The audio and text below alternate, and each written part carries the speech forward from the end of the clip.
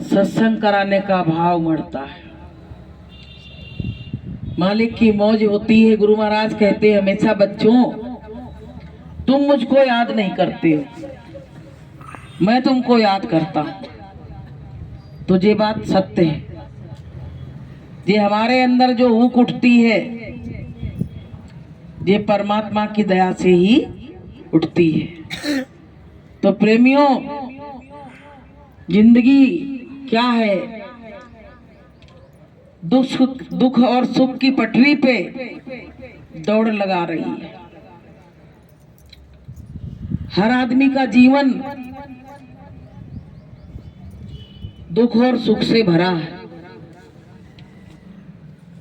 कहा है उसमें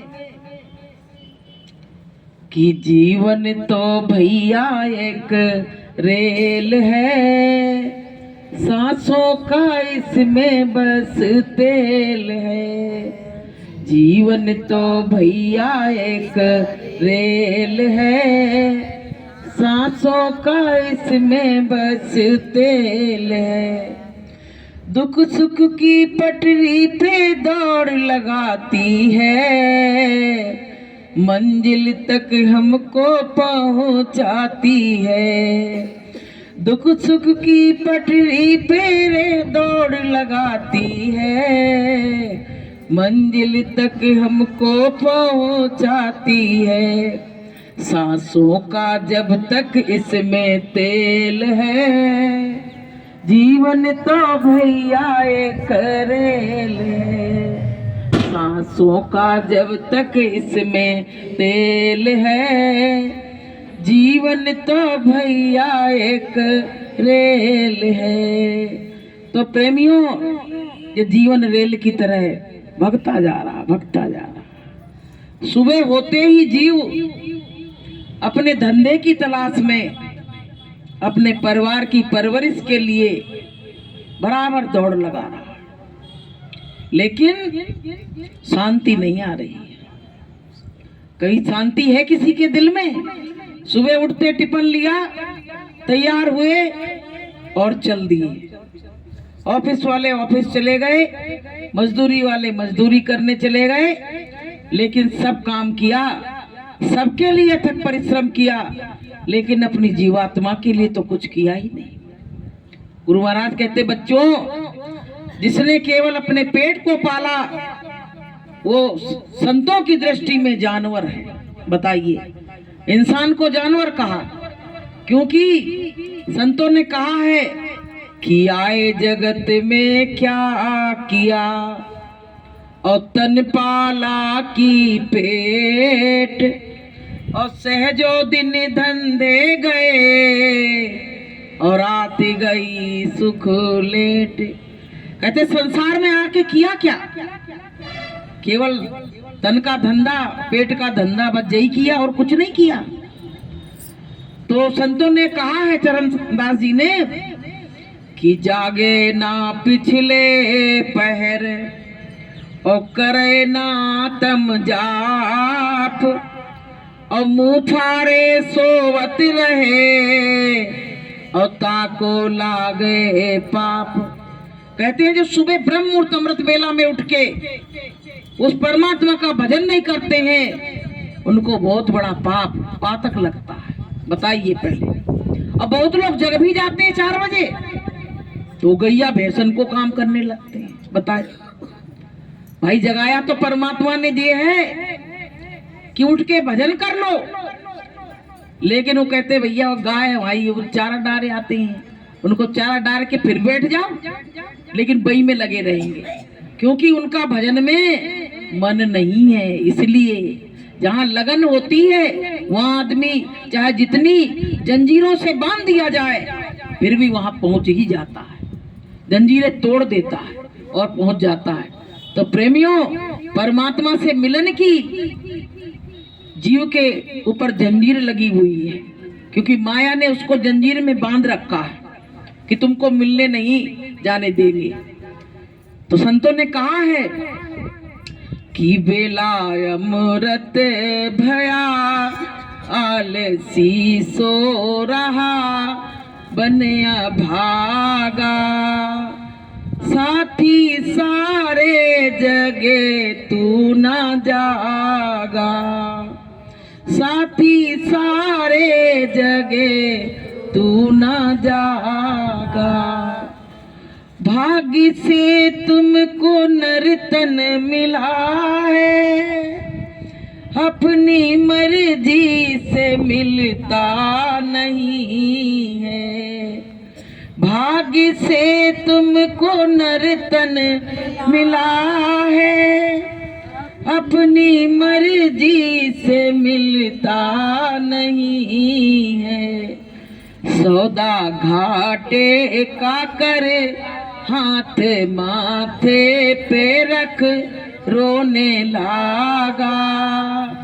साथी सारे जगे तू ना जागा, साथी सारे जगे तू ना जागा।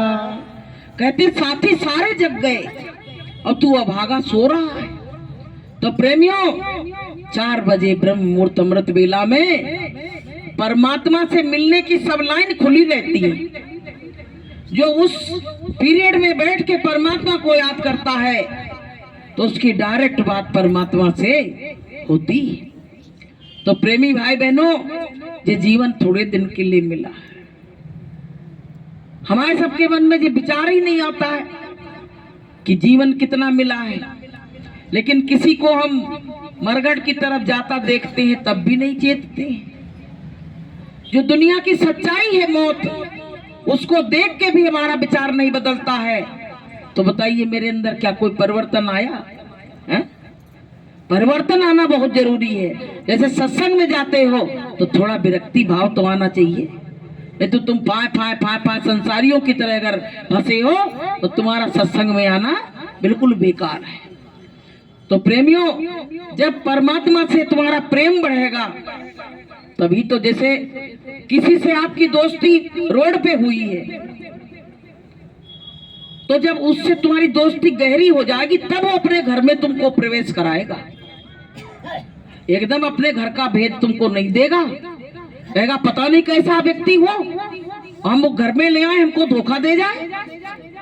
ऐसे ही परमात्मा है, वो पता है अब धीरे धीरे उससे दोस्ती हो रही है। जब तुम्हारी दोस्ती गहरी हो जाएगी तब वो अपने घर का ठिकाना, अपने घर के अंदर तुमको प्रवेश करा देगा, तुमको अपने घर के अंदर प्रवेश करा देगा। कहा है कि प्रेम गली यत साकरी और जामे दो ना समाए। अभी हमारे प्रेम में पता नहीं कितने लोग समाये हुए हैं। अभी पूछो किससे प्रेम ज्यादा है, तो आपको सोचना पड़ेगा। सबसे पहले तो आप कहोगे कि मैं बच्चे से प्रेम ज्यादा है, सबसे पहले यही शब्द निकलेंगे। फिर आप कहोगे हमें पति हमारा बहुत प्यारा है, ये कहोगे। और फिर पूछेंगे और कौन, तो कहोगे और कुटुंब परिवार भी तो प्यारा है। लेकिन कोई ये नहीं कहेगा कि हमको परमात्मा प्यारा है। किसी के मुंह से ये बात नहीं निकल सकती है। संतों ने कहा है कि जो प्रेम गली में आया ही नहीं प्रिय तम का ठिकाना, क्या जाने जो प्रेम गली में आया ही नहीं प्रिय तम का ठिकाना, क्या जाने जिसने कभी प्रेम किया ही नहीं वो प्रेम जताना, क्या जाने जो प्रेम गली में। कहते हैं जो प्रेम की गली में आएगा नहीं वो क्या जाने सत्संग क्या होता है, परमात्मा से प्रेम क्या होता है। जब सत्संग में आओगे, गुरु की शरण लोगे, तब तुमको पता पड़ेगा कि प्रेम क्या चीज होती है। अभी तो हम दुनिया से प्रेम कर रहे हैं, अभी मेरा प्रेम परमात्मा में निहित नहीं है। तो प्रेमी भाई बहनों, जब हमारे अंदर प्रेमी लगा दिया गया है तो हम अपने प्रेमी की तलाश क्यों ना करें। हमारा सबसे बड़ा प्रेमी, सबसे बड़ा पिया, सबसे बड़ा पति, सबसे बड़ा पिता कौन होता है? परमात्मा होता है। वो कहता है कि मुझसे चाहे तुम जितने रिश्ते बना लो। इस संसार में तो जो मुकर्रर कर दिया गया रिश्ता कि ये पति का है, ये पिता का है, ये भाई का है, ये बंधु का है, वही बना रहेगा। लेकिन परमात्मा से तुम जिस रूप में चाहो, जब तुम्हारा जैसा भाव उसके लिए बने, वैसा रिश्ता उससे जोड़ सकते हो। बताइए पहले कितनी बड़ी छूट मिली है। गुरु महाराज कहते थे बच्चों तुम चाहो तो अपना बच्चा मुझको बना लो। बताइए इतना बड़ा सत्यलोक का स्वामी और कह रहा कि हमको अपना बच्चा बना लो। मतलब किसी तरह से तुमको प्रेम पैदा हो परमात्मा के लिए। तो प्रेमियों, ये जीवन हमारा कि खाए पकाए लुटाए के कर ले अपना काम और चलती बेरिया रे मना संग न चले सीधा। जब जीव जाता है ना तो सब जहां का तहां सामान छोड़ के चल देता है। और जब कहीं सफर में जाता है या कोई रिश्तेदारी में जाता है तब वो पता है अपनी पूरी व्यवस्था बना के रख के तब जाता है, तैयारी करता है तब जाता है। लेकिन देखिए एक दिन बैठे बैठे हम ये बात सोच रहे हैं कि जब हमेशा के लिए जाता तब कोई तैयारी नहीं है और थोड़े दिन के लिए जाता है तो पूरी तैयारी करके जाता है। कभी आप लोगों के मन में ये विचार आया है? ये विचार करना चाहिए कि जीव हमेशा के लिए जा रहा है तो कोई तैयारी नहीं है, कोई सामान नहीं है। और जब थोड़े दिन के लिए रिश्तेदारी में जा रहा तो 3-3 4-4 बैग तैयार खड़े हैं। अब बताइए इसमें अंतर क्या है? अब हम बता रहे हैं आपको। ये जो तैयारी की है ये यही की है, लेकिन ये जो तैयारी सत्संग में बैठ के और साधना जो कर रहे हो, ये तैयारी प्रेमियों वहां की है, ये वहां की है। एक बार क्या हुआ कि एक पेड़ पे एक कबूतर और कबूतरनी बैठे थे तो आपस में बात कर रहे थे कि किसी के पास यहां है वहां नहीं है और किसी के पास वहां है और यहां नहीं है। तो एक व्यक्ति नीचे बैठा था तो उसने सुना, कहने लगा ये क्या बात है कि यहाँ है वहां नहीं है और वहां है यहाँ नहीं है, ये कौन सी बात है?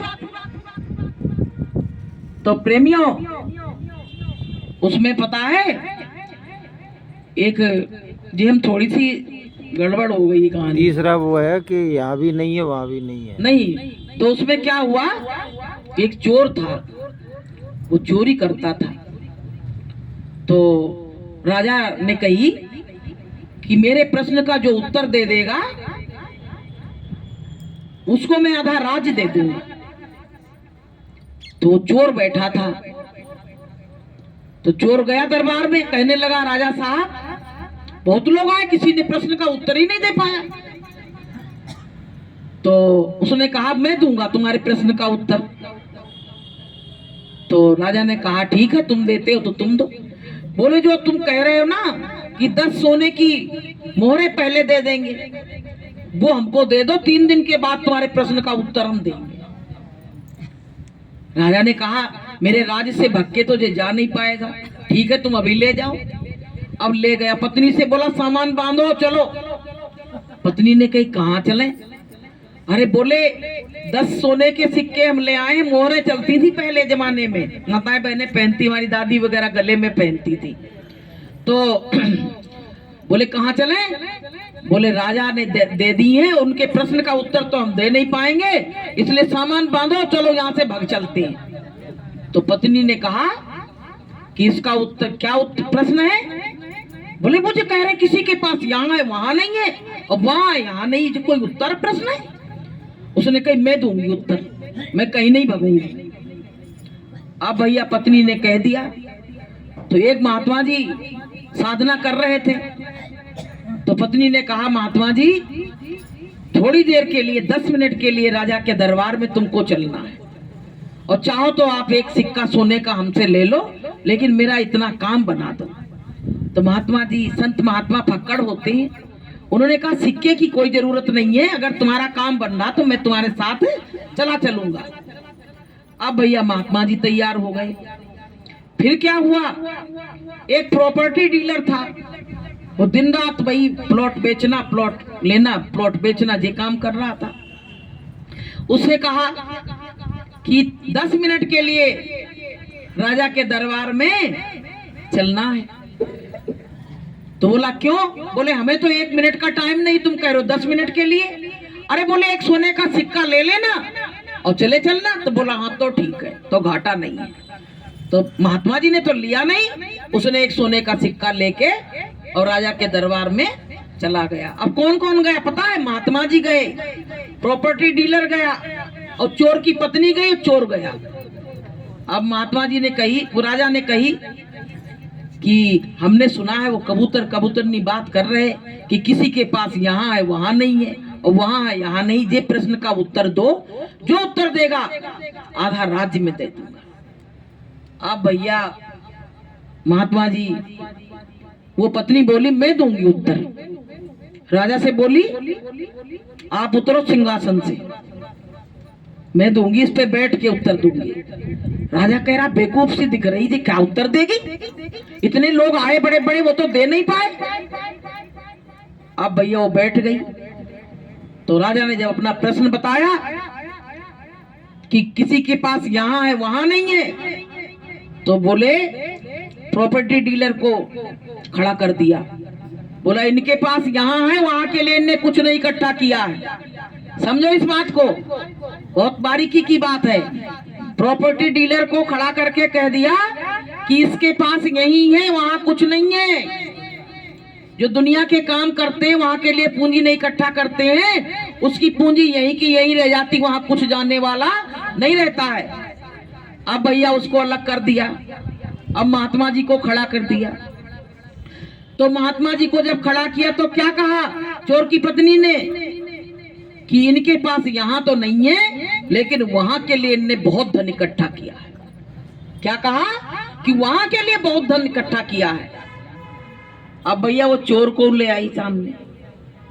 चोर सोच रहा हमको हमारे लिए जी क्या कहेंगी। तो बोले कि इनके पास ना यहाँ है और ना वहां है, इन्होंने ना भजन साधना की और यहाँ भी जो पूरी जिंदगी चोरी करते रहे। तो राजा ने कही वाकई में तुम्हारे प्रश्न का उत्तर बिल्कुल सटीक है। तो बोले जो परमात्मा के सत्संग में आता है, भजन करता है, उसकी पूंजी वहां के लिए इकट्ठा हो जाती है, और जो परमात्मा की शरण में नहीं आता है उसको केवल यही की पूंजी मिलती, वहां के लिए कुछ मिलने वाला नहीं है। तो प्रेमियों, राजा ने कहा कि हमारे प्रश्न का उत्तर मिल गया सही, मैं तुमको आधा राज्य दे रहा हूं, बताइए। तो प्रेमी भाई बहनों, संतों ने कहा है कि ऐसी कमाई कर ले जो साथ जा सके, ऐसी कमाई कर ले जो साथ जा सके। मुश्किल पड़े जो राह में तो साथ जा सके, ऐसी कमाई कर ले जो साथ जा सके। अब भैया इतने लोग बैठे हो, अब समझ लो कौन सी कमाई कर रहे हो। जो जेंट्स लोग बैठे हैं और जो लेडीजें बैठी हैं, वो समझ लें हम कौन सी कमाई इकट्ठा कर लिए हैं, यहाँ के लिए कर रहे हैं कि वहां के लिए कर रहे हैं। तो प्रेमियों, कि 5 पहर धन दे गए और 3 पहर गए सोए, अब 1 पहर प्रभु नाम बिन मुक्ति कैसे होए। बिना भजन के मुक्ति होने वाली नहीं है। दुनिया के काम कभी कम ना होंगे और एक दिन बंदे हम ना होंगे। करते करते में सारी उम्र बीत गई, बुढ़ापा आ गया, लेकिन पता है कि कभी रौंदी खोपड़ी और कबू धापे नाए, और 3 लोग की संपदा जब आवे घर में आए। पता है कबीर साहब ने कहा ये मनुष्य की जो खोपड़ी है ना, ये उल्टी है जी, ये कभी भर ही नहीं सकती है, कभी नहीं भर सकती है। किसी से भी तुम पूछो कि तुम अपनी जिंदगी से सेटिस्फाई हो कि नहीं हो, संतुष्ट हो कि नहीं हो, तो वो कह देगा भैया हम संतुष्ट नहीं है, एक प्लॉट लेने के चक्कर में है, इतने सस्ते मिल रहे हैं, यही कहोगे। इसका मतलब सेटिस्फेक्शन नहीं है तुम्हारे माइंड में। इसलिए तुम अतृप्त हो, और अतृप्त लोग कभी परमात्मा को पा नहीं सकते। इसलिए प्रेमी भाई बहनों, ये किराए का मकान थोड़े दिन के लिए मिला है, ढह जाएगा। जैसे जो मकान बनते हैं बड़े बड़े, इनकी म्याद ही रहती है। आरसीसी की छत डलवाओ, कहते 100 साल तक का है, फिर ये गिर जाएगी, यही तो कहते हैं। तो बताइए, उसको 100 साल की म्याद दे दी गई, तो इसको भी तो दे दी गई है। कलयुग में 100 साल की उम्र बताई गई है, लेकिन 100 साल अब कोई नहीं जीता। 50 साल में तो मुंडी फुंडी सब हिलने लगती, बताइए पहले। तो प्रेमियों, कर ले सो काम और भजले सो राम। ये मौत हर समय पीछा कर रही है। गुरु महाराज कहते, बच्चों तुम देखते हो बिल्ली खड़ी है और बहुत एकाग्रता से अपने शिकार को पकड़ने के लिए चुपचाप छिपके खड़ी हो जाती है। ऐसे ही मौत की शहजादी तुम्हारे इर्द और गिर्द घूम रही है कि जब वहां से फरमान आ जाएगा तो 1 मिनट की मोहलत नहीं लगेगी। मेरे मन में एक दिन विचार आ रहा था कि यमदूत कितने बनाए गए हैं, जाने कितनी मौतें होती हैं, और 1 मिनट की मोहलत नहीं देता है। तो इतने यमदूत पैदा कर दिए गए कि वो जाके तुरंत जीव को लेके और वहां धर्मराज के दरबार में पहुंच जाते हैं। बताइए, पहले विचार करने वाली बात है। इतने होंगे तभी तो ले जाते हैं, एक व्यक्ति कैसे कर सकता है। तो प्रेमियों, यमदूत अपने मालिक के इतने वफादार हैं, इतने वफादार हैं कि तुम यहाँ रोते रहो, चिल्लाते रहो, छोटा बच्चा तुरंत पैदा हुआ हो। हमने वो दृश्य देखा है अभी 2 महीने पहले कि बच्ची पैदा हुई और माँ दहशत खा गई कि एक बच्ची पहले से ऑलरेडी थी उसके पास, और दूसरी बच्ची हुई तो वो कह रही थी सबसे कि अगर आपकी लड़की हो गई तो हम मर जाएंगे, बचेंगे नहीं। और 8 बजे बच्ची हुई है और रात के 3 बजे उसके प्राण निकल गए। वो हम लोग उसकी मिट्टी में गए थे। अब बताइए, उनको यमदूतों को जरा सा तरस आया? ये बताइए। वो बिल्कुल इतने ज्यादा वो हैं क्रूर, उनको बिल्कुल तरस नहीं आता है। वो बच्ची बेचारी सब रोआ गाई में पड़े, बच्ची रो रही है, कोई कहीं कोई गोदी में धर ले, कहीं कोई गोदी में धर ले, तत्काल का बच्चा। बताइए, उनको जरा सा भी दया नहीं लगी। तो क्या है जी, बड़ी क्रूरता का व्यवहार जीव के संग किया जा रहा है। संत महात्मा इसीलिए संसार में आए, समझाने के लिए कि संत जगत में आते हैं समझाने के लिए। थोड़ा समय निकाल प्रभु गुण गाने के लिए, गुरु गुण गाने के लिए। हरदम है तैयार तू पाप कमाने के लिए। थोड़ा समय निकाल प्रभु गुण गाने के लिए, गुरु गुण गाने के लिए। जब तक तेल दिए में बाती जगमग जगमग हो रहा।